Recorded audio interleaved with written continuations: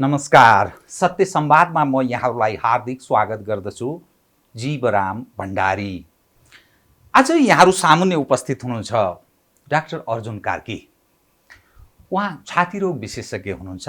मूलतः फोक्सो र आइसियु यस विषयमा उहाँको विज्ञता छ। उहाँसँग आज म यतिखेर देश बडा अप्ठ्यारो अवस्थाबाट गुज्रिरहेको छ। कोरोना भाइरसको दुनियाँका मानव जाति शिकार भइरहेका छन्। नेपाली झन प्रताडित छन्। यस्तो अवस्थामा चिकित्सा जुन पेशा भनिन्छ सेवामूलक पेशा हो। चिकित्सकहरूको तर्फबाट निर्वाह भएको भूमिका, स्वास्थ्यकर्मी समग्रमा त्यससँग सम्बन्धित व्यक्तिहरूले निर्वाह गरेको भूमिका, शासक पक्षबाट जुन अपेक्षा गरिन्छ, हरेक जनले एउटा अभिभावकको रूपमा आफूबाट निर्वाचित प्रतिनिधि त्यसको अगुवालाई त्यस रूपमा ग्रहण गर्दछन्। जो अभिभावकीय भूमिका निर्वाह गर्ने सवाल पर त्यसले निर्वाह गरेको भूमिका, नेपालको अवस्था र मानव जातिको अस्तित्व, अनि हाम्रो कता कता त्यो प्रणाली राजनीतिक अवस्थासँग पनि सम्बन्धित र व्यवस्थापन पक्ष।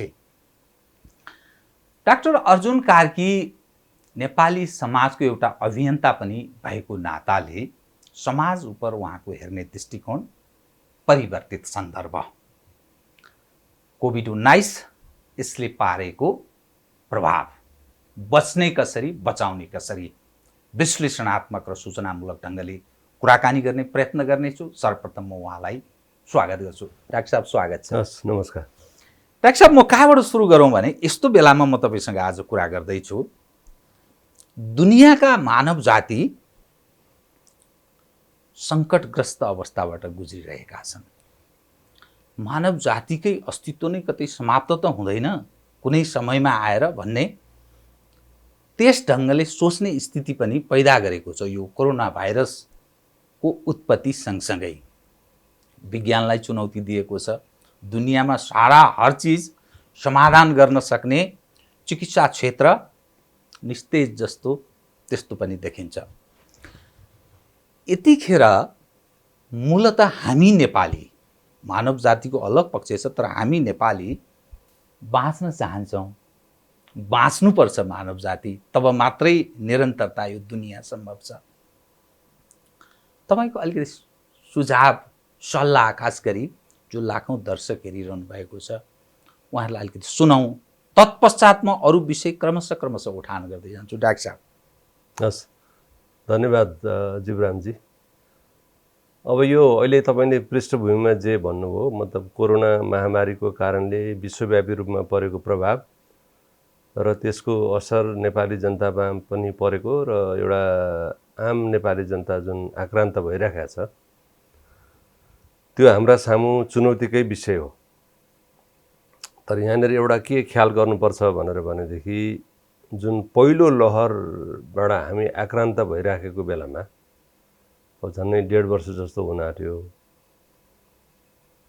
त्यतिखेर यो रोगको बारेमा, यसले कसरी सर्छ भन्ने बारेमा, योबाट आक्रान्त भइसके पछाडि त्यसका निदान कसरी गर्ने, यही हो भनेर पहिचान कसरी गर्ने र त्यसका उपचार विधिहरू के कस्ता तरिकाले गर्दाखेरि मान्छेहरूले बचाउन सकिन्छ भन्ने बारेमा ज्ञानको जुन तहमा थियौँ हामीहरू, त्योभन्दा चाहिँ हामीहरू अलिकति अगाडि बढिसकेको अवस्था हो। अनुभवले धेरै खार्यो, अलि खारे पनि, अनुसन्धानले पनि धेरै चाहिँ जानकारीहरू प्रकाशमा ल्यायो। त्यसको बारेमा चाहिँ खोज पनि भयो। अब अहिले त हामी सबैलाई थाहा छ यो खोपकै पनि कुराहरू चाहिँ विकास भएर, नत्र सामान्यतया कुनै रोगको विरुद्धको खोप चाहिँ 4-5 वर्ष लाग्थ्यो, किनभने त्यसको विभिन्न परीक्षणको तहबाट गुज्रँदै यो चाहिँ प्रभावकारी पनि छ, सुरक्षित पनि छ भन्ने कुरा ठोक्वा नगरिकन चाहिँ त्यो चाहिँ प्रचलनमा ल्याइँदैन थियो। तर यो चाहिँ एउटा विश्वव्यापी महामारीको रूप भएको हुनाले र अहिलेको हाम्रो विज्ञान र प्रविधिको जुन क्षमता छ त्यसको एउटा अधिकतम सदुपयोग गरेर अलि छिटो छरितो तरिकाले अहिले खोप पनि आएको चाहिँ एउटा अवस्था छ।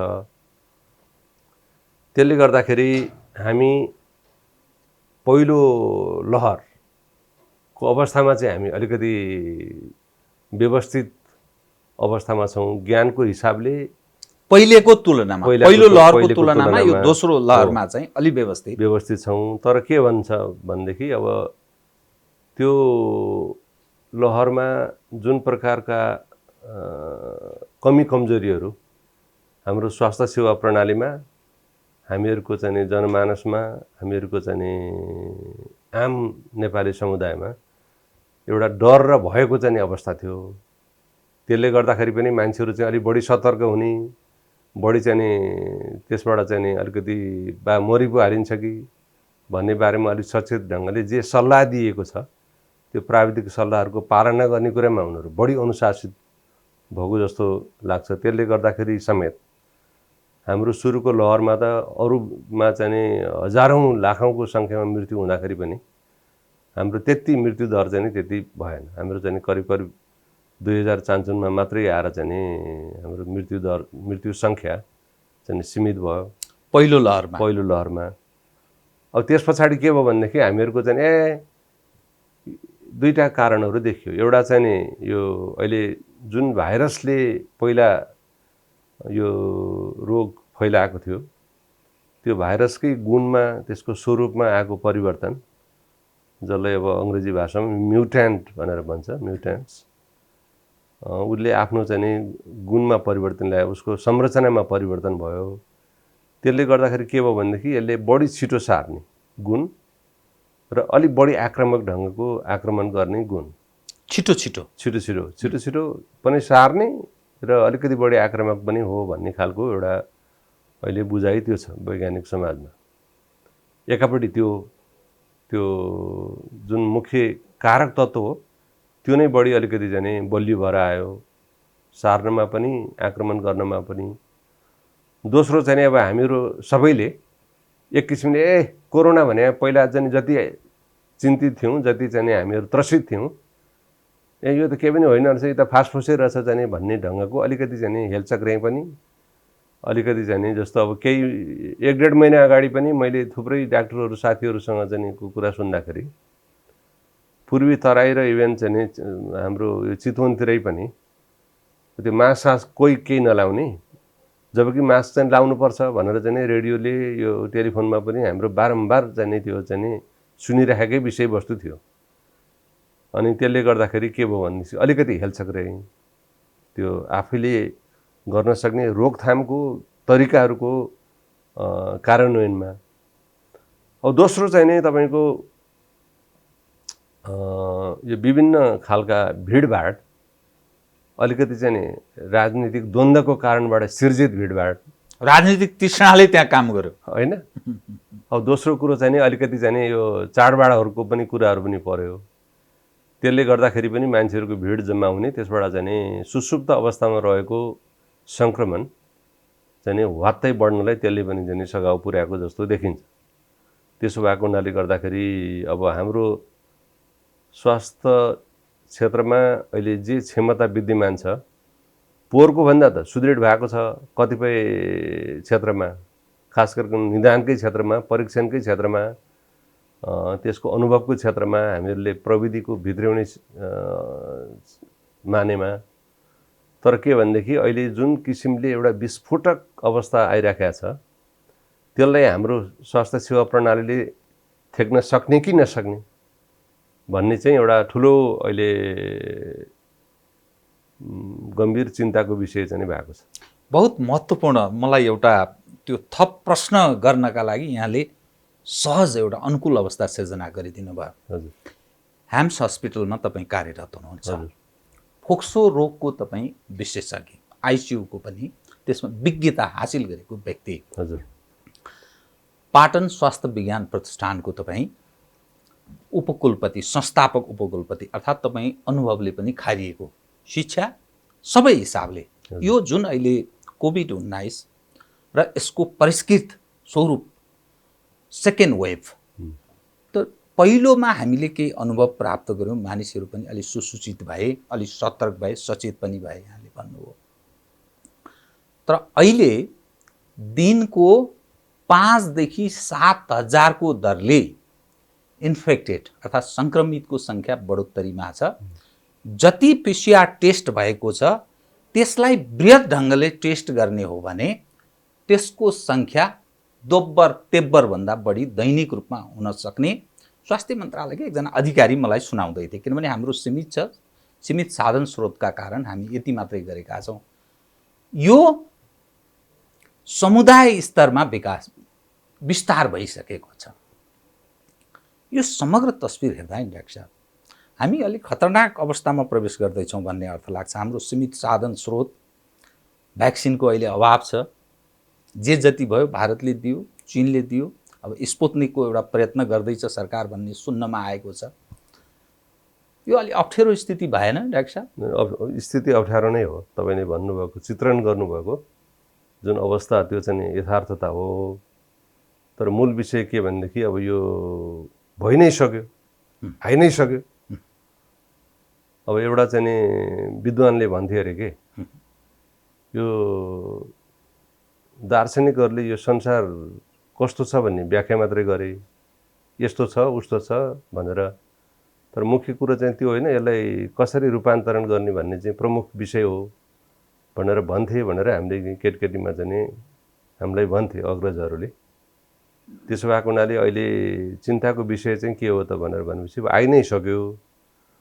अब यसलाई आइसकेको परिस्थितिमा अहिले हामीसँग जे क्षमता छ, जे खालको चाहिँ जनशक्ति छ, जे खालको ज्ञान र प्रविधि अहिले हामीसँग उपलब्ध छ, त्यसलाई एउटा समुचित व्यवस्थापन गरेर यो एउटा यो युद्ध नै हो एक प्रकारले मानव जातिमाथि आफूले नचाहँदै थोपरिएको एउटा सङ्कट आइपरेको छ। त्यसको विरुद्धमा जुझ्नको लागि चाहिँ हामीले अलिकति प्रभावकारी ढङ्गको नीति व्यवस्थापन कार्यान्वयन गर्ने र जान पर्ने एउटा हाम्रो आवश्यकता छँदैछ। अब यसमा चुनौती के छ भन्नुहुन्छ भनेदेखि ज्ञान र प्रविधि भन्दाखेरि पनि क्षमताको कुरो त छँदैछ। अघि पनि हामीले चाहिँ भन्नु हिजो मात्रै तपाईँले भन्नुभएको जस्तै झन्नै 7,500 देखियो। र अहिले वैज्ञानिकहरूको सामान्य अनुमान के छ भनेदेखि कम्तीमा एकजना मान्छे पोजिटिभ भेटियो भने त्यसको चाहिँ करिब अरू 10-12 जना पनि पोजिटिभ पाइन्छ यदि मजाले खोज्ने हो भने चाहिँ। भनेपछि त्यसलाई चाहिँ तपाईँले 10 गुणा गर्नुभयो भनेदेखि कति थप्न सकिने स्थिति रह्यो होइन, धेरै नै असङ्ख्य नै अवस्थामा नै यो फैलिएको छ भन्ने कुरा चाहिँ नि एउटा अनुमान गर्न सकिन्छ। त्यसो भएको हुनाले गर्दाखेरि अब हाम्रो अलिकति संस्कार जन्ने भनौँ, एउटा संस्कृति जन्ने पनि अलिकति हाम्रो चुनौती छ नेपाली समाजमा। कुनै पनि कुरालाई गम्भीरतापूर्वक नलिने, खालि चाहिँ टालठुले कुराबाट चाहिँ आफू त्यो दिनको सङ्कट जोगिहालौँ, भोलि मलाई देखा जाएगा, यो मेरो भागमा परेको सङ्कटलाई अहिले जोगाइदिइहालौँ, भोलि जसले बिहोर्नुपर्छ उसले बिहोर्छ, म किन चाहिँ यसको टन्टा उठाइराख्ने भनेर अलिकति दूरदर्शीपूर्ण सोच, दूरदर्शीपूर्ण चाहिँ एउटा योजना र त्यसमा चाहिँ एउटा लगानी र त्यसमा चाहिँ हामीले चाहिँ तयारी, त्यो चाहिँ हाम्रो यो अहिलेको स्वास्थ्य क्षेत्रमा कोरोनाको सम्बन्धमा मात्रै होइन। तपाईँले जहाँसुकै हेर्नुभयो भने पनि अहिले हाम्रो सडकले मोटरको सङ्ख्या धानी नसक्नुको अवस्था आएको छ होइन। अब खाद्यान्नमा मिसावटका कुराहरू त्यतिकै हामीहरू सुन्छौँ। स्वास्थ्यमा पार्ने त्यसको नकारात्मक प्रभाव, प्रदूषण अर्कोतर्फ। एक्ज्याक्टली, शिक्षामा चाहिँ त्यस्तै सुन्छौँ।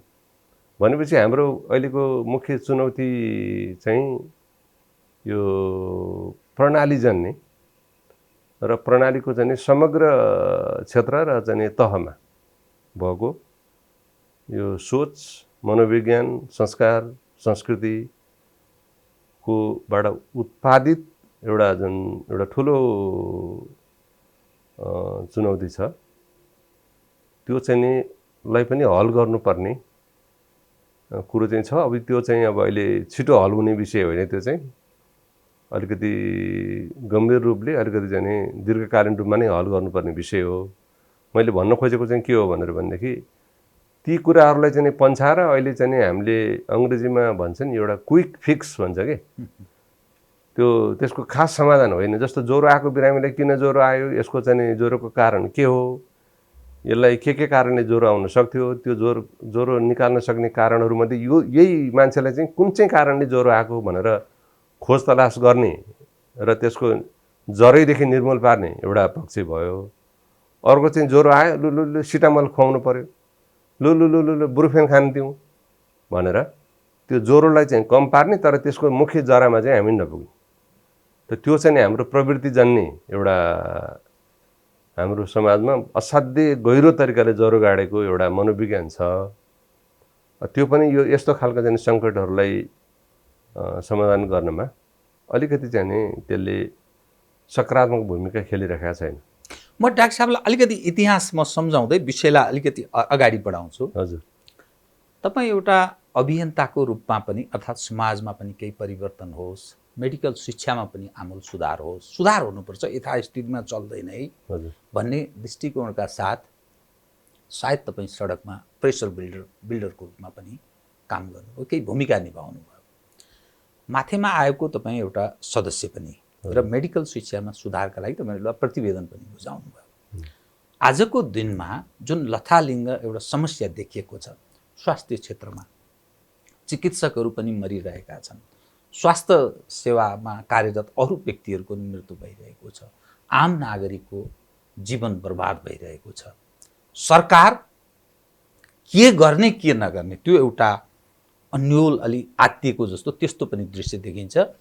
जनप्रतिनिधिहरू मूक दर्शक जस्तो देखिन्छ, खास गरी जो जनताका प्रतिनिधि, जो नितान्त जनतासँग डे टु डे अभिभावकीय भूमिका निभाउनु पर्ने व्यक्तिहरू अलि डराएको तर्सेको स्थिति देखिन्छ। जुन प्रतिवेदन तपाईँहरूले बुझाउनु भयो नि, यतिखेर सम्झँदा यो महामारीका बीचमा कसरी सम्झनुहुन्छ तपाईँ? त्यो कार्यान्वयन गरिदिएको भए अथवा त्यसलाई सहज एउटा अनुकूल अवस्था सिर्जना गरिदिएको भए शासक पक्ष र त्यस बेलाको अवस्था र अहिलेको स्थितिलाई सम्झँदा कसरी सम्झने? अनि त्यसलाई हामीले यसरी बुझ्नुपर्छ। अब यो समग्र स्वास्थ्य सेवाको एउटा प्रभावकारी प्रवाह गर्नको निमित्त चाहिने चाहिँ विभिन्न तत्त्वहरू हामीलाई आवश्यक पर्छ। जस्तो भनौँ न, अब उपकरण भनेर भनौँ, अब औषधि भनेर भनौँ होइन, त्यस्तै गरिकन चाहिँ तपाईँको एउटा भौतिक संरचना भनेर भनौँ। अनि अर्को चाहिँ नि भनेको यो त्यो स्वास्थ्य जुन संरचनाहरू छन्, स्वास्थ्य संस्थाहरू छन्, त्यसमा भूमिका निर्वाह गर्ने चाहिँ एउटा नेतृत्वदायी तहका कुराहरू छन्। किन नीति निर्माणकादेखि लिएर त्यो नीति निर्माणको एउटा प्रभावकारी कार्यान्वयनको लागि नेतृत्वले चाहिँ को भूमिका अहम महत्त्वको हुन्छ भन्ने कुरा लगायतका कुराहरूको एउटा श्रृङ्खलामा जनशक्ति चाहिँ एउटा मात्रै तत्त्व हो कि। हाम्रो त्यतिखेरको माथिमा प्रतिवेदनमा पाएको दिशानिर्देश भनौँ चाहिँ के थियो भनेदेखि तपाईँले जनशक्तिको चाहिँ एउटा उचित व्यवस्थापन कसरी गर्ने।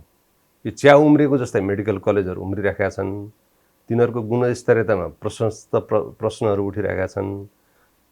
त्यसमा चाहिँ बुझाउनु पर्ने शुल्कहरूको बारेमा पनि त्यो मनपरी ढङ्गको चाहिँ भइरहेको छ र चाहिँ अहिले उत्पादित मान्छेहरू चाहिँ धेरै जसो खालि सहर केन्द्रित हुने, जबकि चाहिँ झन् 80% जस्तो मान्छेहरू गाउँमा गएर बस्ने, तर मान्छेहरू चाहिँ गाउँमा चाहिँ जान नचाहने। किनभनेदेखि अब त्यहाँका आफ्नै खालका चुनौतीहरूको बिचमा मान्छेहरूले सजिलो बाटो रोज्ने भएको हुनाले जुन यो विडम्बना छ, एकापट्टि त्यही कुरालाई देर्सेर डाक्टर पुगेन भनेर मान्छेहरूको त्यो सैद्धान्तिकरण को एउटा पक्ष देखाएर मेडिकल कलेज चाहिँ खोलै गर्नुपर्छ भन्ने एउटा धार होइन। तर त्यो उत्पादित मान्छेहरू चाहिँ त्यो त्यहाँ गएर सेवा गर्छन् कि गर्दैनन्, उनीहरू त्यो सेवा गर्नलाई चाहिँ इच्छुक बनाउनको लागि के कस्तो खालको नीति र योजनाहरू चाहिँ हामीले बनाउनुपर्छ र त्यसलाई कार्यान्वयन गर्नुपर्छ भन्ने बारेमा चाहिँ पुरै उपेक्षा गरेर त्यसो गर्दाखेरिको एउटा एकदमै विडम्बनापूर्ण चाहिँ अवस्था आयो। त्यसलाई के गरेर चाहिँ यसलाई व्यवस्थित गर्ने हो, लु तपाईँहरूले भन्नु पर्यो, यो खोजेर चाहिँ भन्नु पर्यो भन्ने एउटा कार्यदश थियो।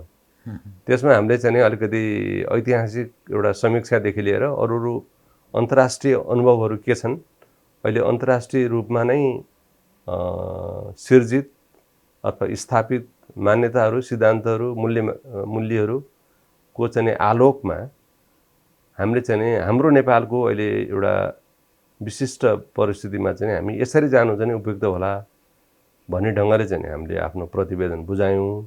कार्यान्वयनको पार्ट के रह्यो त? अब कार्यान्वयनको होइन, कार्यान्वयनको पार्टलाई पनि यसरी हेर्नुपर्छ। अब यो तपाईँले अहिले मलाई यो ग्लासमा पानी राखिदिनु भएको छ, यसले दुईवटा ढङ्गले हेर्न मिल्यो।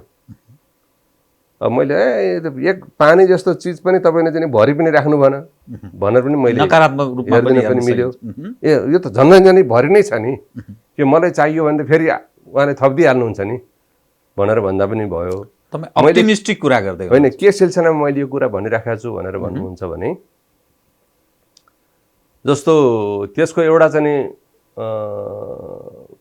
सिफारिस के थियो भनेदेखि यो मेडिकल कलेजले चाहिँ लिने होइन प्रवेश परीक्षा। त्यहाँ धेरै चाहिँ चलखेलका पनि कुराहरू भए, त्यसको गुणस्तरीयतामा पनि प्रश्नहरू उठे।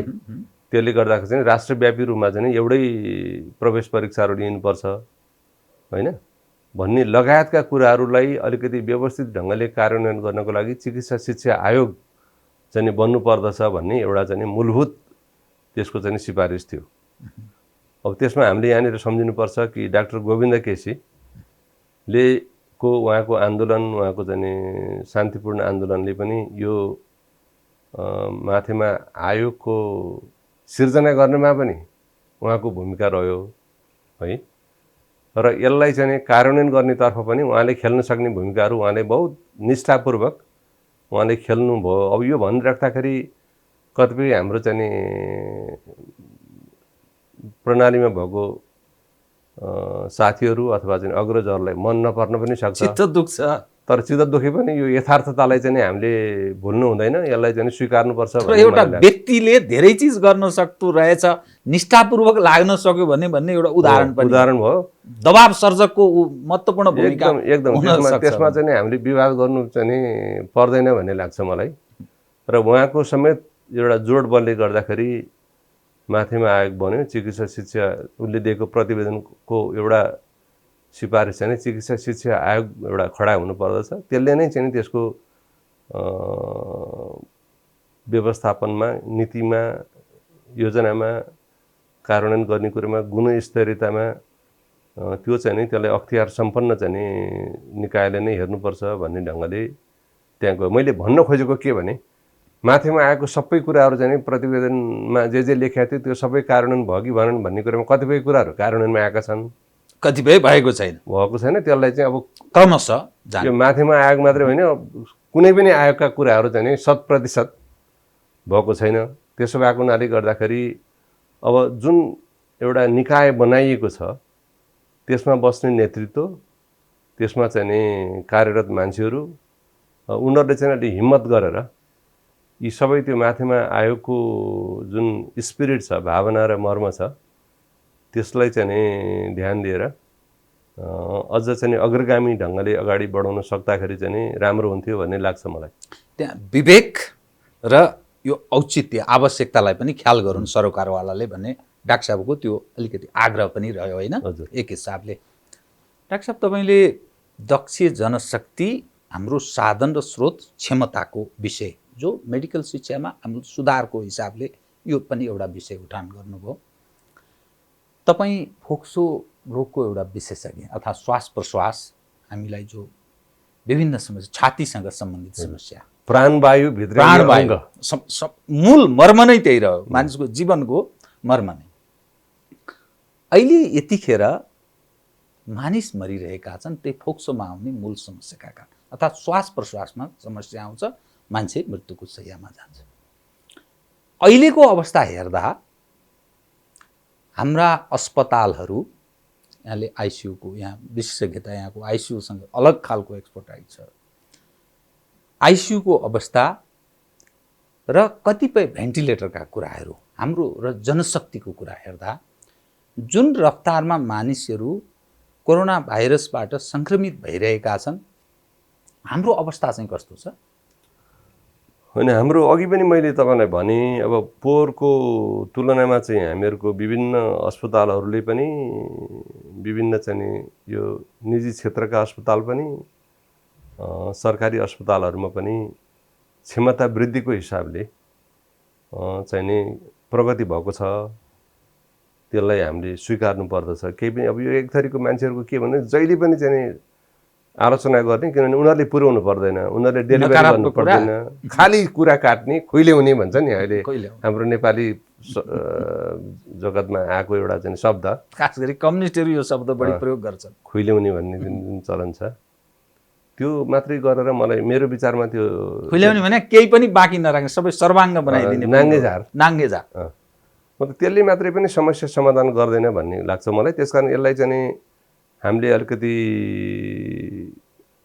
एउटा सङ्गतिपूर्ण ढङ्गले राम्रो भएको कुरालाई राम्रो भन्न सक्नु पर्यो, नराम्रो भएको कुरालाई अलिकति चाहिँ निर्भीक तरिकाले यो चाहिँ भएन, यो चाहिँ नराम्रो हो भन्न सक्नु पर्यो भन्ने लाग्छ। त्यसो भएको हुनाले गर्दाखेरि तर अहिले मैले जोड्न खोजेको विषय चाहिँ पोहोरको भन्दा हाम्रो क्षमतामा वृद्धि चाहिँ भएको छ। यो आइसियुको शय्याको सङ्ख्याको हिसाबले, भेन्टिलेटरहरूको उपलब्धताको हिसाबले, विज्ञताको र अनुभवको र औषधिहरूको चाहिँ उपलब्धताको हिसाबले पनि भएको हो। डाक्टर साहबलाई यसैमा मैले कुरा काटेँ, एज अ होलमा देशभरिमा जति पनि अस्पतालहरू छन् सरकारी या निजी क्षेत्रबाट आइसियु र भेन्टिलेटरको त्यो सङ्ख्याको हिसाबले कुनै जानकारी छ डाक्टर साहबलाई? कति टेन्टेटिभ कति जति होइन? अहिले यो चाहिँ धमाधम चाहिँ तपाईँको बढाएकै छन् विभिन्न अस्पतालहरूले, त्यसकारण म अध्यावधिक छैन त्यसमा। तर मुख्य विषय चाहिँ के हो भनेर भनेपछि अहिले जुन अनुपातको बिरामीहरूको चाहिँ सङ्ख्यामा वृद्धि भइराखेको छ, जसलाई चाहिँ सम्भवतः उपयुक्त समयमा अस्पताल आइसियुकोमा भर्ना हुन सक्ने सम्भावना, भेन्टिलेटरको प्रयोग र त्यो प्रयोग उचित ढङ्गले गर्न सक्ने एउटा विज्ञता भएको चाहिँ एउटा जनशक्ति, त्यो सबैको सन्तुलित अवस्था भइदिएको भएदेखि जति मान्छेहरूलाई सम्भवतः बचाउन सकिन्थ्यो त्यो नहुँदाखेरि चाहिँ अलिकति मान्छेहरू अकालमा मृत्यु हुने सम्भावना चाहिँ छ, समस्याग्रस्त अवस्थामा हामी छौँ। हजुर। अर्को एउटा तपाईँले मैले फेरि यहाँ सम्झाउनु पर्ने हुन्छ, कृपया, त्यो चाहिँ नि यो बेडको सङ्ख्या, यो चाहिँ भेन्टिलेटर आइसियुको भन्ने मात्रै कुरो रहेन के। यहाँ के छ त भन्नुहुन्छ भनेर भनेपछि यो अस्पतालहरूले त त्यो भेन्टिलेटरमा त बिरामीलाई त्यतिकै त राख्दैनन् नि, त्यहाँ त पैसा तिर्नु पर्यो, एकदमै उच्च प्रविधि चाहिँ प्रयोग हुन्छ, त्यो एकदम महँगो हुन्छ, विभिन्न परीक्षणहरू गर्नु पर्यो, त्यसको चाहिँ पनि शुल्क असुल्ने कुरा हुन्छ। त्यसले गर्दाखेरि एउटा आर्थिक रूपले चाहिँ सुसम्पन्न मान्छेहरूलाई त्यो 2-4 लाख, 10-12 लाख, 15-20 लाखको कुराहरू सम्भवतः केही नहोला, नठान्लान्। तर अहिले औसत नेपालीहरू जो एउटा चाहिँ जेनतेन चाहिँ निर्वाह गरिरहेका छ जीवन, कृषि काम गर्ला, श्रम गर्ला, एउटा चाहिँ एउटा सरकारी सेवामा चाहिँ एउटा ठिकै स्तरको चाहिँ मध्यम स्तरको चाहिँ जागिरी होला, त उसका चाहिँ घर परिवारका मान्छेहरू बिरामी भयो भनेदेखि उसले कसरी ठेक्छ यो चाहिँ उपचारको भार?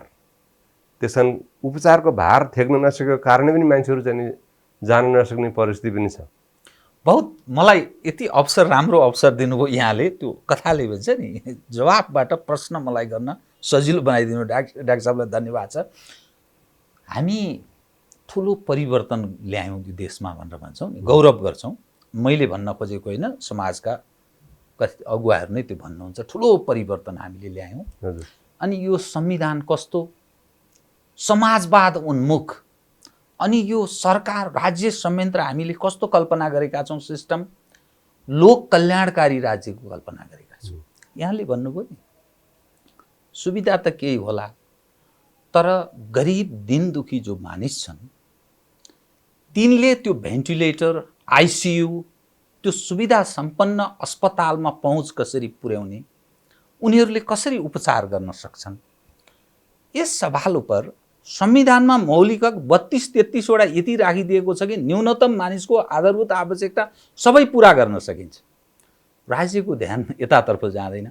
तपाईको दृष्टिकोणमा, तपाईँ हाम्स अस्पतालको एउटा सिनियर मोस्ट चिकित्सक पनि भएको नाताले सरकारले त्यो नागरिकप्रतिको दायित्व निर्वाह गर्ने ढङ्गले यतिखेर के सोचिनुपर्छ, के गरिनुपर्छ भनेर सल्लाह दिनुहुन्छ यो सरकारलाई? म खास गरी शासक पक्षलाई भन्छु, किनभने अप्ठ्यारो अवस्थामा नै हो जो आफूलाई अभिभावक ठान्दछ मौकामा हिरा फोर्ने भन्छ नि, त्यो काहीँ न काहीँ हाम्रा पूर्वजहरू बारम्बार त्यो सम्झाउने गर्दथे।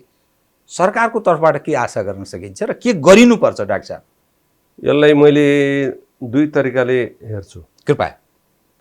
एक तरिका चाहिँ के छ भनेदेखि विचार आफै, सोच आफै, योजना आफै, होइन, नीति आफै जतिसुकै राम्रो हुँदै पनि अथवा तपाईँको नियत जतिसुकै राम्रो हुँदै पनि त्यसको चाहिँ परीक्षण भनेको कार्यान्वयनमा हुन्छ, नतिजामा देखिनु, व्यवहारमा हुन्छ, व्यवहार, ठिक होइन? तपाईँले त्यो नीतिलाई चाहिँ निष्ठापूर्वक प्रभावकारी ढङ्गले एउटा कुशलतापूर्वक कार्यान्वयन गर्न सक्नुभयो कि सक्नु भएन भन्नेबाट चाहिँ निर्क्योल हुन्छ। अब हामीले छुट्याउनु पर्ने विषय मलाई कस्तो लाग्छ भन्नुहुन्छ भनेदेखि एउटा चाहिँ नीति आफै भयो अथवा चाहिँ कार्यक्रम आफै भयो, योजना आफै भयो, त्यसको पनि गुण दोषको आधारमा हामीले समीक्षा गर्न पाउँछौँ, सक्छौँ र गर्नु पनि पर्दछ। अब मूल विषय भनेको चाहिँ के हो भनेदेखि कार्यान्वयन। अघि हामीले भनिसक्यौँ त्यो कार्यान्वयन कसले गर्छ त भनेर भन्दाखेरि त्यो कार्यान्वयन गर्ने जिम्मा पाएका त फेरि यो प्रणाली अन्तर्गत त अनेक तह र चाहिँ क्षेत्रका चाहिँ मान्छेहरू छन्। त्यो जिम्मा दिएको, त्यो जिम्मा वहन गरेको मान्छेहरूको जुन सञ्जाल छ त्यो सबै तह र तबकाबाट चाहिँ त्यो निष्ठापूर्वक त्यसको कार्यान्वयनमा चाहिँ एउटा प्रतिबद्धतापूर्ण ढङ्गले अगाडि बढेनन् भने त त्यो नीति र योजना चाहिँ जतिसुकै राम्रो हुँदा पनि त्यो चाहिँ निकममा हुन जाने जोखिम छ र हुन्छ। त्यसो भनिरहेको बेलामा अहिले हामीले के भन्न खोजेको भनेदेखि यो यथार्थतालाई हामीले भुल्नु भएन। अहिले जीवराम भण्डारीजीले नै प्रधानमन्त्री बनाइदिने हो भनेदेखि अथवा तपाईँ प्रधानमन्त्री म उपप्रधानमन्त्री अथवा तपाईँ प्रधानमन्त्री म स्वास्थ्य मन्त्री हुने हो भने पनि अब हाम्रो प्रणाली त यही हो। हामी कसरी विचार गर्छौँ, यो गर्दाखेरि मलाई कति लाभ हुन्छ, यो लाभ हुँदैन भने म किन गर्ने, होइन, अन्य काम गर्दाखेरि बढी लाभ हुन्छ भने त्यो किन नगर्ने भन्ने खालको सोचबाट निर्देशित हुने जुन एउटा आम असाध्यै बलियो यो विचार, एउटा प्रवृत्ति, एउटा चाहिँ मूल्य मान्यता संस्कार छ, त्यसलाई चाहिँ पुरै हामीले अनदेखा गरेर यो माथि मात्रै ताकेर यो हुने विषय हो कि होइन मलाई थाहा छैन है। म यो प्रश्न राख्न चाहन्छु, यो त आम जनताले भन्ने हो। हामीले आलोचना गर्दाखेरि त्यो माथि चाहिँ ताकेर भन्दाखेरि अलिकति स्वाद आउँछ मुखको, होइन, तर एउटा प्रणाली भनेको त त्यो माथि बस्ने मान्छेको मात्रै होइन नि त, तलैदेखिकै चाहिँ तपाईँको तबकादेखिकै कुरा सुरुवात हुन्छ। यद्यपि माथि राम्रो भनौँ भने तलकाले नराम्रो नै हुन्छ भन्ने नै छ सामान्यतया।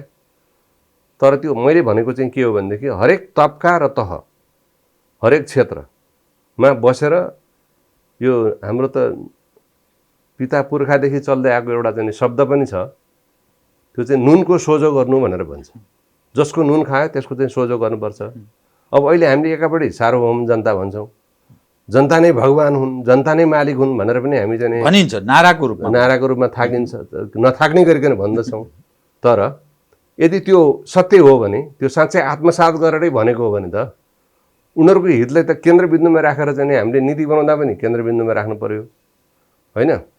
अब बिपी कोइरालाले भन्नुभएको भनेर हामीले चाहिँ सुन्थ्यौँ, त्यो अलिकति चाहिँ अप्ठ्यारो भऱ्यो भने माटो चाहिँ चट्ट लिने हातमा, अनि यसले चाहिँ आम नेपाली जनताको हितमा चाहिँ यो छ कि छैन भन्ने चाहिँ तिमीलाई दुविधा भयो भने चाहिँ यसरी टुङ्गो गर भनेर भनिन्थ्यो भन्ने कुरा चाहिँ हामीले पढेका छौँ।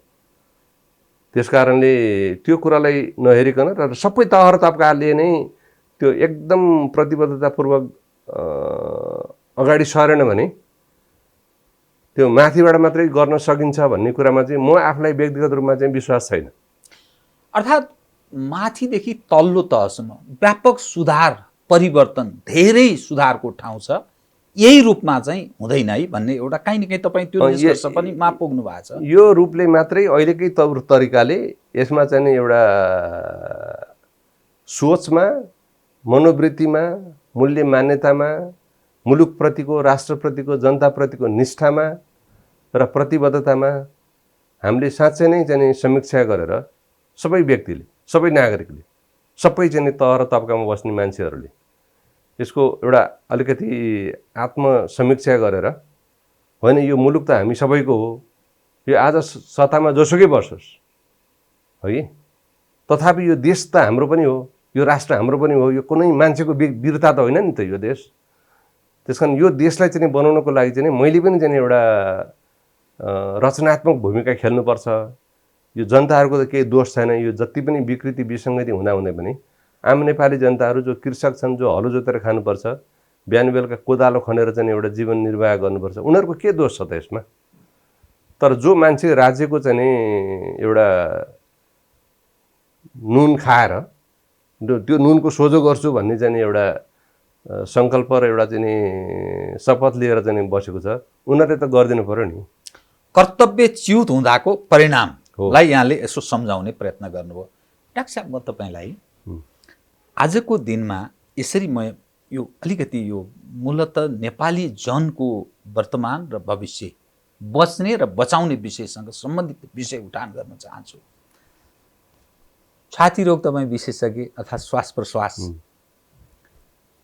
मानिस भुतुभुतु मरिरहेका छन्, 30-35 जना, 7,000 6,000 दिनका दिन सङ्क्रमित। त्यो सङ्ख्या धेरै बढ्दैछ, भोलिका दिनमा अझै बढ्न सक्छ। भ्याक्सिनको टुङ्गो छैन। अब आम रूपमा बताइदिनुहोस् त, बाँच्ने कमसे कम न्यूनतम रूपमा तपाईँ सङ्क्रमित भइसक्नु भयो भने बाँच्ने कसरी, हुनबाट जोगिने कसरी, यो दुई विषय डाक्टर साहब। किनभने तपाईँ यस विषयको विशेषज्ञ भएको हुनाले यो त अलिकति ज्ञानको हिसाबले सजिलो छ। जस्तो अहिले हामीले बारम्बार सुनिरहेको यो चाहिँ आम संसारमा प्रसारित भइरहेकै कुरा हो, आवश्यक छैन भने घरबाट बाहिर ननिस्क, होइन? त्यो त एकदम सरल सजिलो नै कुरा हो। तर कोठामा खान्छ कसरी? त सबैलाई त यो चाहिँ सुविधा त सम्पन्न छैन। सुविधा सम्पन्न मान्छेलाई होला, व्यवहार त जान्न पर्यो, भनिदिनलाई सजिलो, बिहान बेलुकाको छाक त टार्नु पर्यो, घर परिवार त पाल्न पर्यो, छोरछोरलाई चाहिँ लुगाफाटो त हालिदिनु पर्यो, स्कुलको फी त तिर्नु पर्यो, बिरामी पर्यो भने अस्पतालमा त सित्तै त गर्दैन। भनेपछि त कमाउने जो मान्छे हो त ऊ त बाहिर निस्कनु पर्यो।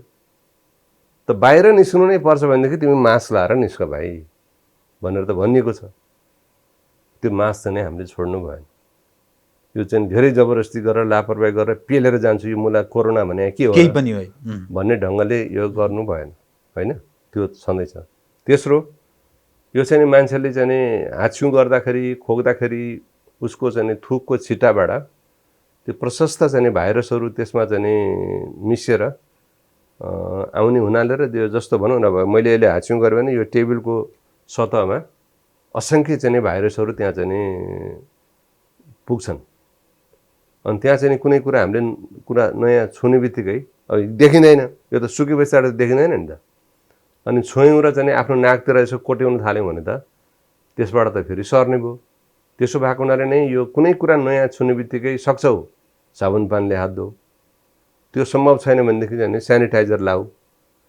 त्यो पनि छैन भने नछौ नि त कम्तीमा सचेत ढङ्गले नछुनु पर्यो। या मैले नाक मुख आँखा टाउकोतिर नलैजाऊ, त्यो त जोगिनु पर्यो। त्यो त आफैले व्यक्तिले गर्न सक्ने कुरा भयो, होइन? यसमा चाहिँ हामीले एकदमै सबैले आफ्नै शरीरको सुरक्षाको लागि, आफ्नै स्वास्थ्यको सुरक्षाको लागि र आफ्नो परिवारको चाहिँ स्वास्थ्यको सुरक्षाको लागि, किनभने आफूद्वारा उनीहरू सङ्क्रमित हुन सक्छन्।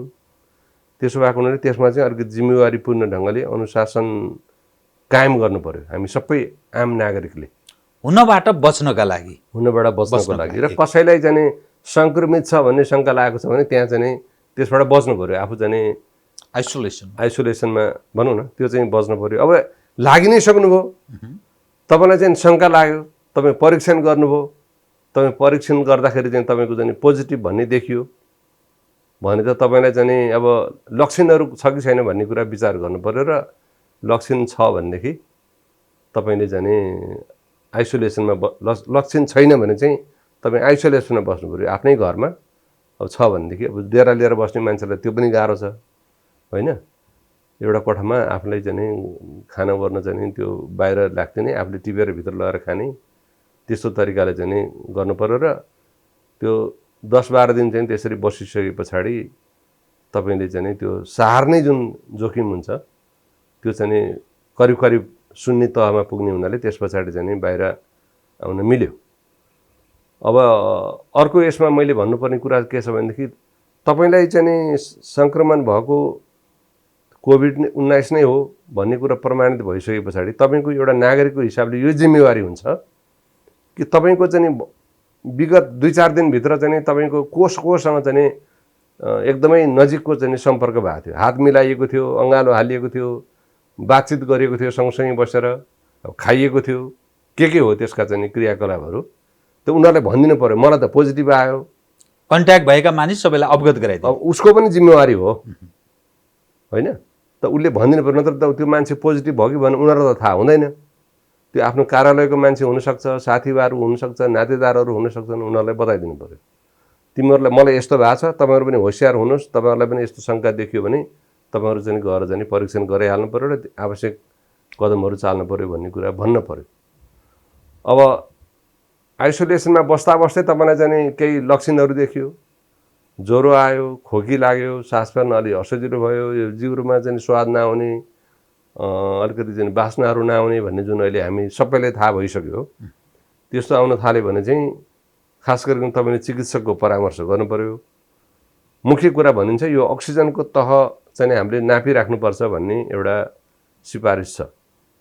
कहिले कहिले के हुन्छ भनेदेखि श्वास प्रश्वासमा चाहिँ प्रकट रूपमा केही पनि नदेखिने, खोक्दा पनि नखोक्ने, सास फेर्न असजिलो भएको जस्तो पनि नहुने, तर अक्सिजनको मात्रा चाहिँ स्वाटै झरिसकेको, त्यस्तो हुने हुनाले अक्सिजनको चाहिँ हामीले बारम्बार चाहिँ जाँचिराख्ने, नापिराख्ने गरेर यदि चाहिँ आफ्नो साबिकको भन्दा 4-5% नै चाहिँ झरेको जस्तो चाहिँ त्यहाँ अवस्था आयो भनेदेखि उनीहरूले चाहिँ तुरुन्तै चाहिँ अस्पतालमा गएर चाहिँ अरू एक्सरेहरू गर्ने, चिकित्सकको परामर्श लिने। त्यस्तो अवस्थामा चाहिँ सम्भवतः अस्पतालमा चाहिँ भर्ना भरै बस्नु पर्ने अवस्था हुनसक्छ। त्यसमा चाहिँ अलिकति म पिलर लान्छु भन्ने ढङ्गले पनि बस्नु भएन, हेलचक्रै गर्नु भएन। अब अर्कोपट्टि चाहिँ यो चाहिँ व्यक्तिले गर्न सक्ने कुरा भयो होइन। प्रणालीले हेर्दाखेरि जस्तो अब आइसोलेसन सेन्टरहरूको बारेमा धेरै कुराहरू भइरहेको छ।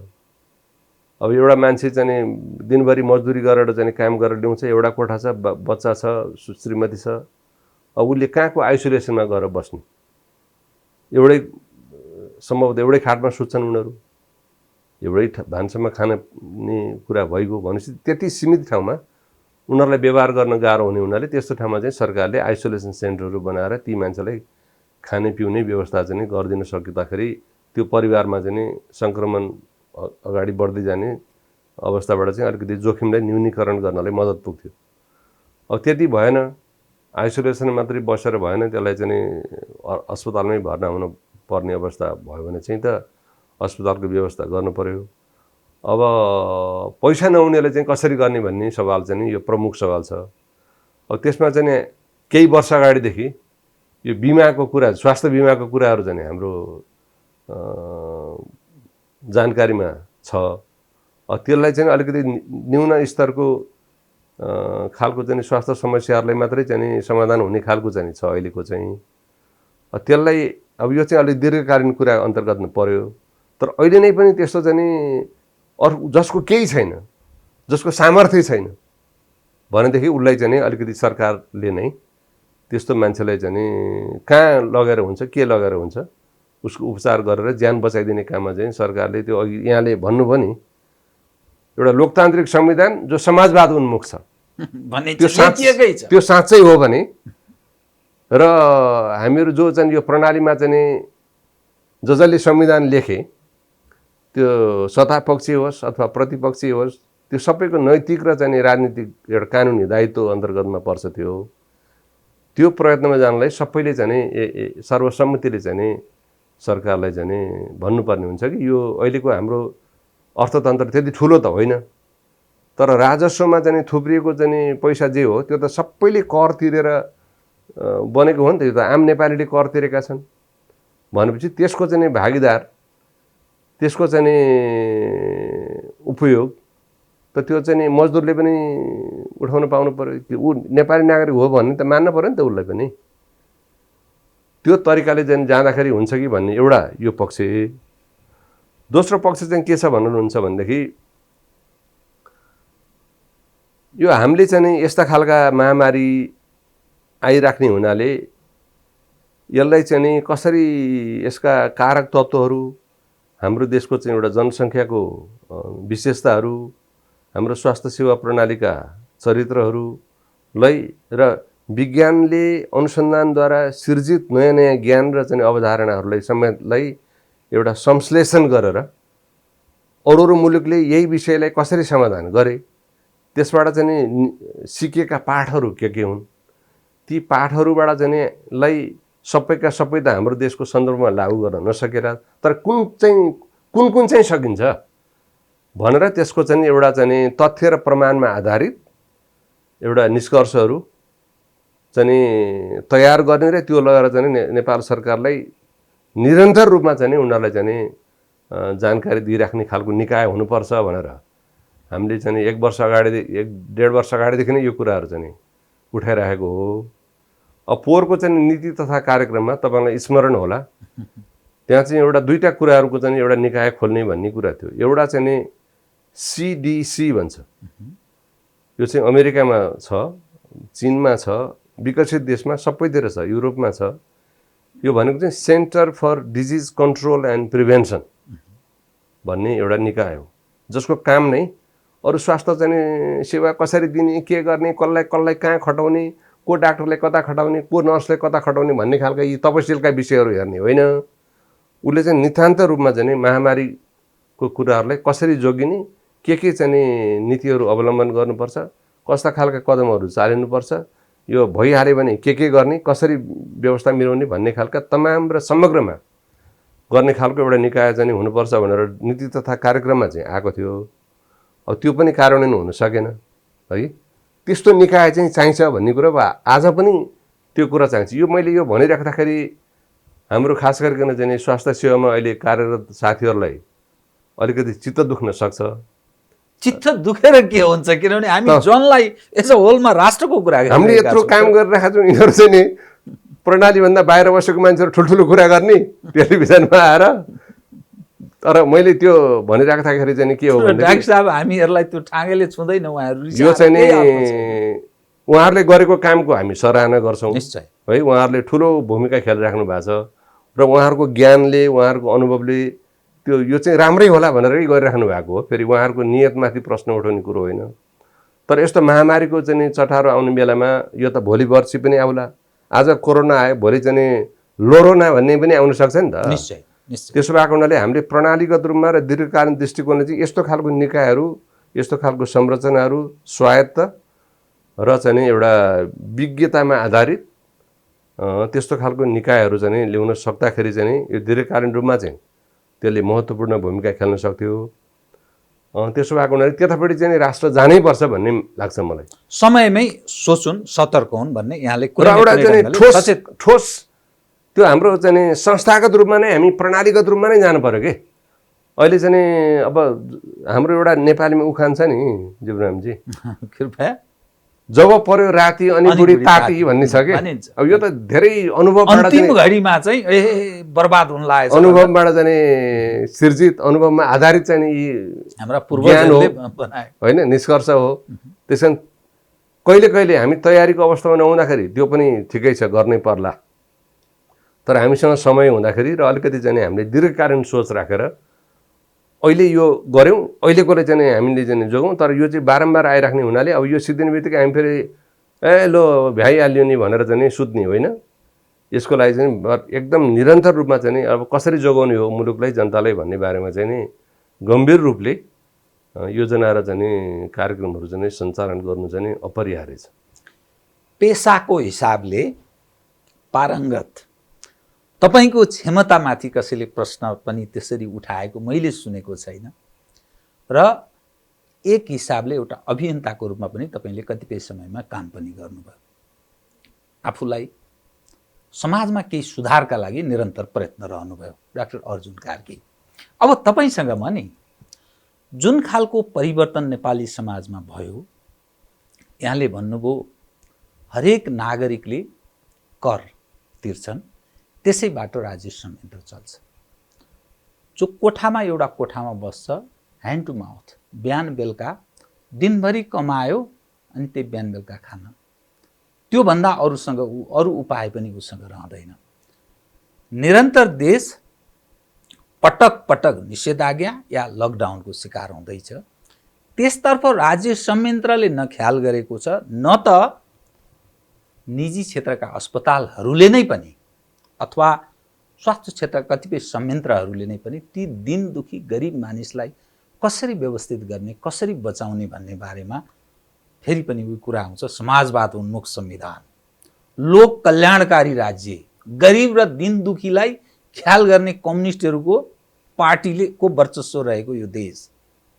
ठुलो परिवर्तन 70-80 वर्षदेखिको सपना साकार भयो, संविधान सभाबाट संविधान बन्यो। यसो तपाईँ एउटा अभियन्ता, परिवर्तनका लागि तपाईँले पनि सायद कतिपय प्रयत्न गर्नुभयो।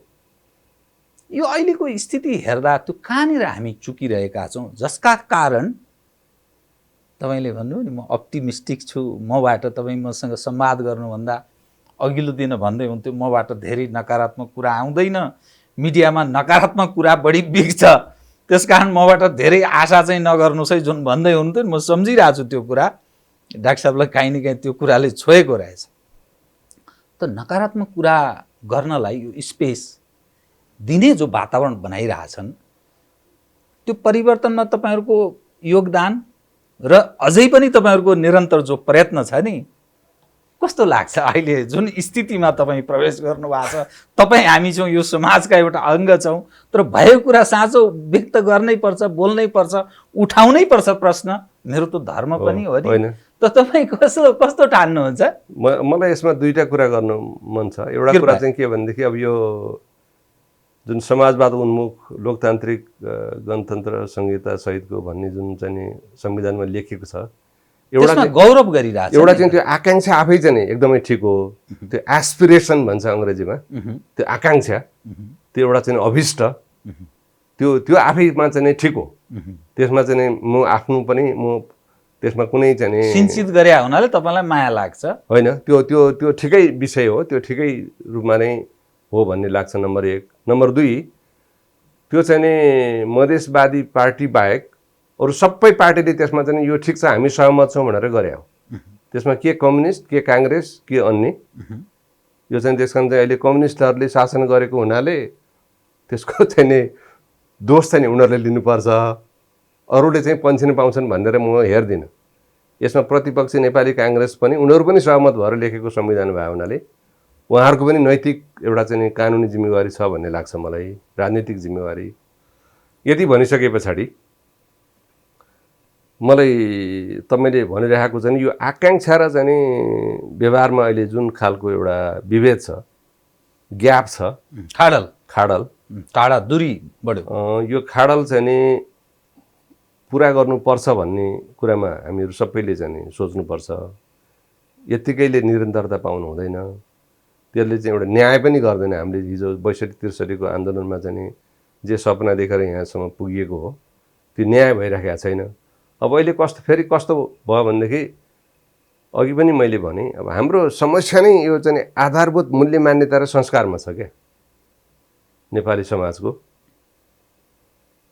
धेरै रिएमा जाने, तपाईँले केही वर्ष अगाडि चाहिँ 12-15 वर्ष अगाडि एउटा ऋतिक रोशन भन्ने मान्छेले चाहिँ केही कुरा भनिदियो भनेर चाहिँ एकदम यहाँ चाहिँ हाहाकार मच्यो, टायर जलाउने, ध्वंस गर्ने खालको कुरा। अब त्यहाँ त्यो जुलुसमा चाहिँ जाने मान्छेहरूले कतिलाई थाहा थियो होला कि ठ्याक्कै ऋतिक रोशनले भनेको चाहिँ के थियो भन्ने कुरा, अथवा कुन सन्दर्भमा भन्यो भन्ने कुराहरू। तेस्रो कुरा चाहिँ त्यो हामी त्यति चाहिँ हिंता बोधबाट ग्रसित हुनुहुन्छ कि त्यो मुलाले एकजना मान्छेले भन्दैमा चाहिँ हामी लात्राक लुत्रुक पर्नुपर्ने, उसले भन्दैमा चाहिँ हामीहरू खतम ठहरिन्छौँ र त्यो त हामीसँग आफ्नो आत्मविश्वास हुनु पर्यो। मैले भन्न खोजेको के भने हामी रेमा धेरै नेपाली चल्ने, समाज चाँडै दिग्भ्रमित पनि भइहाल्छ रेमा चल्ने के त्यसको खोज तलास गरेर त्यसको चाहिँ समीक्षा गरेर यो प्रमाणिक कुरा हो कि होइन, यो मैले विश्वास गर्न भरोसा गर्न चाहिँ योग्य कुरा हो कि होइन, यो अवधारणा पनि सिद्धान्त पनि यो कुरा पनि भनेर नकेलाउने, रेमा कुदिहाल्ने त्यो असाध्यै भावुक खालको हाम्रो संस्कार छ। तर आफू जिम्मेवारी नलिने, आफूलाई केमा स्वाद लाग्छ भने कुरा काट्नमा स्वाद लाग्ने। केले चाहिँ यो समाजलाई मिसगाइड गरिरहेछ तपाईँको दृष्टिकोणमा? राजनीतिक दल र समाजका केही पठित अगुवा, कथित अगुवा भन्छ नि, पठित कथित अगुवाले यो समाजलाई मिसगाइड गरिरहेछ कि, या सामाजिक सञ्जाल या आम सञ्चार माध्यमहरू नेपाली समाजलाई दिग्भ्रमित गरिरहेको छ, जसका कारण होरेमा हाम्रो समाज कहिले यो यस्तै अवस्थाबाट गुज्रेको छ तपाईँको दृष्टिकोणमा? मलाई के लाग्छ भन्नुहुन्छ भनेदेखि हामीहरू सबै यो समाजको सिङ्गो समाजले नै यसको अपनत्व लिनुपर्छ। एक संस्था या व्यक्तित्वको होइन, आम सञ्चार पनि त्यसैमा पर्छन्, मिडिया कर्मीहरू पनि त्यहीभित्र पर्छन्। हाम्रो आधारभूत रूपमा हाम्रो शिक्षा शैक्षिक प्रणाली नै ठिक छैन। डाक्टर साहबको एकदम बाटो जवाब छ यो, होइन? शैक्षिक प्रणालीमै हाम्रो दोष छ।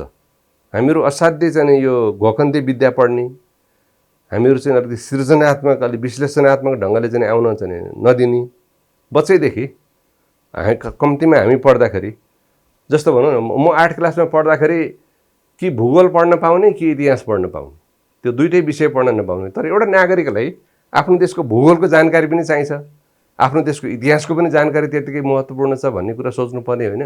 त्यतिखेरका चाहिँ पाठ्यक्रम निर्माताहरूले तर सोचेन। मैले उदाहरण दिएको कुरा के भनेदेखि अहिले पनि हाम्रो चाहिँ शैक्षिक नीति निर्माणको प्रक्रियामा चाहिँ यो विज्ञानलाई चाहिँ अनिवार्य बनाइनु हुँदैन, गणितलाई अनिवार्य बनाइनु हुँदैन भन्ने खालका पनि तर्कहरू चाहिँ सुनिन्छन्। त्यसो भए हुनाले हाम्रो चाहिँ शैक्षिक जग नै धरातलीय त्यो कमजोर छ। त्यसलाई हामीले सुदृढ ढङ्गले अलिकति चाहिँ उदार चित्तको, अलिकति सृजनात्मक ढङ्गको, एउटा आत्मविश्वासपूर्ण आफ्नो विषयमा चाहिँ क्षमता अभिवृद्धि गर्ने र आफ्ना कुराहरूलाई तर्कलाई जसरी पनि चाहिँ प्रखर ढङ्गले चाहिँ प्रस्तुत गर्न सक्ने र कसैको लहीमा र रेको भरमा होइन कि त्यो प्रमाणको चाहिँ विश्लेषण गरेर चाहिँ एउटा र समाजप्रतिको एउटा उत्तरदायित्वपूर्ण बोध भएको हामीले चाहिँ मान्छेहरू नागरिकहरू निकाल्न सकेनौँ भने यो अहिले जुन अवस्थाको हामीहरू चाहिँ विश्लेषण गरिरहेका छौँ त्यो भएको हुनाले नै हामीहरू चाहिँ नि त्यतापट्टि जानुपर्छ भन्ने मलाई लाग्छ। त्यसकारण नै हामी चाहिँ अलिकति शैक्षिक प्रणालीले नै फेर्नुपर्छ भनेर अलिकति हामीहरूले चाहिँ अलिक केही प्रयत्नहरू पनि गरिरहेका छौँ। शैक्षिक क्षेत्रमा आमूल सुधारको तपाईँ गर्नुपर्छ भन्ने नै लाग्छ, नत्र भनेदेखि यो हुँदैन। एउटा अगुवा चिकित्सक र तपाईँ समाजलाई पनि बुझेको एउटा व्यक्ति, एउटा पेसामा भन्छ नि प्राविधिक मान्छेले समाजलाई त्यति बुझ्दैन जो भन्ने दृष्टिकोण छ, त्यसलाई तपाईँले च्यालेन्ज गर्ने ढङ्गले तपाईँ जसरी प्रस्तुत हुनुभयो, जीवनमा नि तपाईँ सिन्धुपाल्चोकको मानिस यो ढङ्गले पढ्नुभयो, आफूलाई जो शिखर चुमेको जस्तो अर्थ लाग्छ। सामान्य मानिसले हेर्दा तपाईँ आफ्नो पेसामा शिक्षामा शिखर जो चुमिरहनु भएको छ, चुम्नुभयो। के गर्न बाँकी थियो अथवा मेरा तर्फबाट निर्वाह हुनुपर्ने भूमिका पुनर्मूल्याङ्कन गर्दा त्यो आफूलाई कस्तो पाउनुहुन्छ अहिले? अब मलाई म सन्तुष्ट नै छु। मैले चाहिँ आफ्नो विवेकले देखेको जे ठिक लाग्यो मैले चाहिँ त्यो गर्दै आएको छु। मूलतः मेरो जीवनको कार्यकालमा भनौँ, अब सिक्ने बेलामा त सिक्ने गर्ने कुरामै बिताइयो होइन। समाजलाई अलिकति चाहिँ योगदान दिन सक्ने ठाउँमा चाहिँ नि मैले देश र जनतालाई केन्द्रबिन्दुमै राखेर मुलुकको दीर्घकालीन र बृहत्तर स्वार्थ लाई ध्यान दिएर नै गरिरहेका छौँ। चाहे त्यो शिक्षाको कुरा होस्, चिकित्सा शिक्षाको कुरा होस्, चाहे स्वास्थ्य प्रणालीको कुराहरू होस्, चाहे चाहिँ अब जुन मैले भने शैक्षिक क्षेत्रमा चाहिँ एउटा आमूल परिवर्तन गर्नुपर्ने लागेको छ हामीलाई। त्यसमा चाहिँ नि पनि अहिले म सरिक छु। त्यसो भएको हुनाले गर्दाखेरि त्यस्तो पश्चाताप गर्नुपर्ने मैले यो चाहिँ नि गलत गरेँ भन्ने खालको त्यस्तो लागेको छैन। अब फेरि म एउटा चाहिँ नि समाजको एउटा सानो अंश हो। फेरि तपाईँले अहिले धेरै बढाइ चढाइ गर्नुभयो, त्यस्तो चाहिँ होइन। सबै मान्छेहरूका आफ्नो क्षेत्रमा आफ्नो तरिकाले योगदान गरेका छन् यो मुलुक निर्माण गर्न पनि, यो मुलुकलाई यहाँसम्म ल्याइ पुर्याउनको लागि पनि। यसको स्वतन्त्रता, एउटा यसको चाहिँ नि सार्वभौमिकता, यो चाहिँ नि अक्षुण्णता जुन छ त्यसलाई जोगाइराख्न र यहाँसम्म ल्याइ पुर्याउनको लागि धेरै मान्छेहरू धेरै पुस्ताले योगदान गरेको छ। त्योमध्ये म एउटा चाहिँ सानो अंश हो। र हामीले चाहिँ यो किन गर्नुपर्छ भनेदेखि पुर्खाहरूले यो मुलुक जोगाइदिएको हुनाले अहिले हामीले चाहिँ नेपाली भनेर भन्न पाएका छौँ। पुर्खालाई सम्झँदै हुनुहुन्छ हो। तर धेरै मान्छे दुत्कार छन्, त्यो पूर्वजहरूले त सबभन्दा बर्बाद गरिदियो समाज, त्यसकारण यो देश त यो अवस्थामा अविगतमा छ भन्छन्। त्यो विषयलाई चाहिँ त्यतिखेरको सन्दर्भमा बुझ्नुपर्छ। त्यतिखेरको ऐतिहासिक काल, त्यतिखेरका हाम्रा चुनौतीहरू।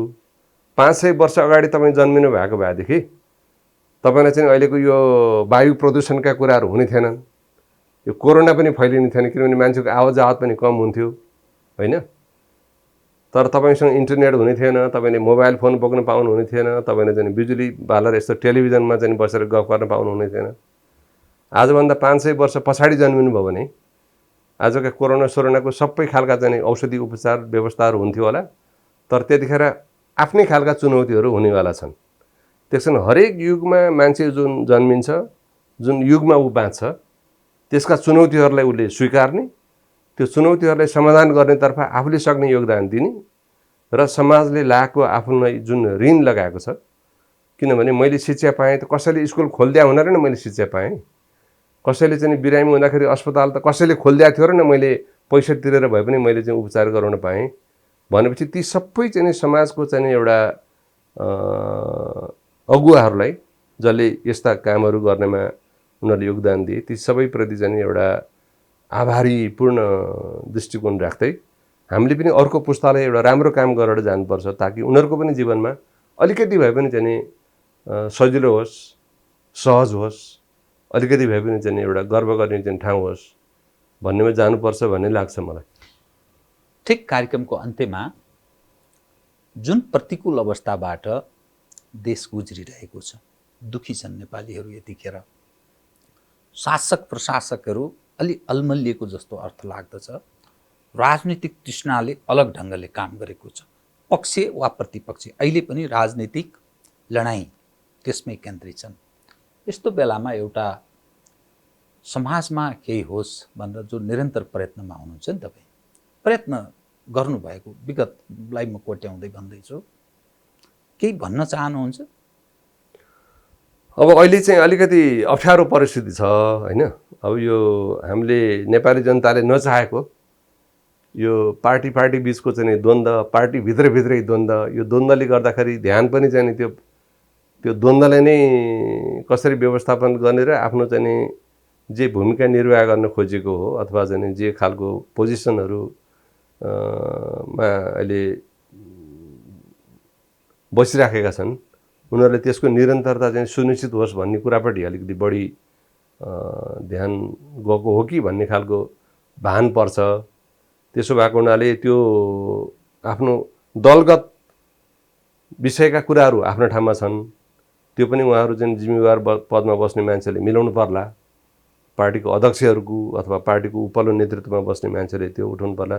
तर त्यसको साथसाथै राज्यको दायित्व निभाउँछु भनेर बसेको मान्छेले त्यो यो पक्षले चाहिँ नि बिर्सन मिल्दैन मेरो विचारमा।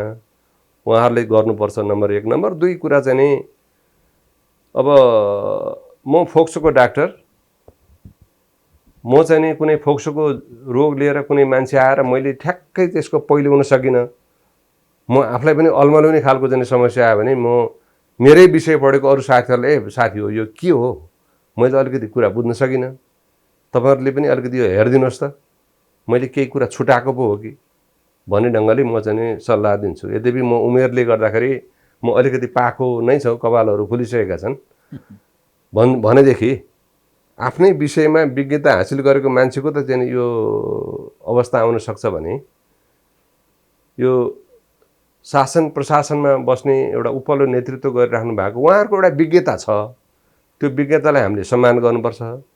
तर सबै विषयमा मैले सोचेकै कुरा चाहिँ ठिक हो, मैले भनेकै कुरा चाहिँ सबैले मान्नुपर्छ भन्ने खालको आग्रह राख्यौँ भने त्यसले चाहिँ नि समाधानतर्फ डोर्याउनले अलिकति बाधा पर्न सक्छ। त्यसकारणले हामीले सल्लाह गर्ने, सम्बन्धित विज्ञहरूसँग बसेर सल्लाह गर्ने र अरू मुलुकको चाहिँ नि अनुभव पनि के रह्यो र त्यसबाट हामीलाई काम लाग्ने चाहिँ अनुभव चाहिँ कुन कुन चाहिँ हुन् भन्ने कुरालाई निरन्तर रूपमा ध्यान राखेर अलिकति चाहिँ समीक्षात्मक ढङ्गले हामीले नयाँ दृष्टिकोण लिएर अगाडि बढ्नुपर्छ, यही समाधान गर्नको लागि पनि।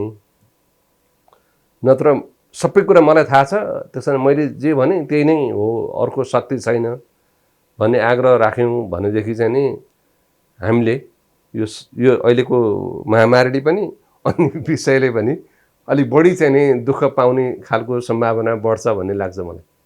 डाक्टर साहब, कार्यक्रममा आइदिनु बहुत धन्यवाद छ यहाँलाई। धन्यवाद यहाँलाई पनि। आदरणीय दर्शकवृन्द, उहाँ हुन्थ्यो डाक्टर अर्जुन कार्की, वरिष्ठ चिकित्सक, श्वास प्रश्वास रोग अर्थात् फोक्सोको रोगको विशेषज्ञ। म सहित मेरो सम्पूर्ण युनिटलाई कार्यक्रमबाट बिदा दिनुहोस्। नमस्कार।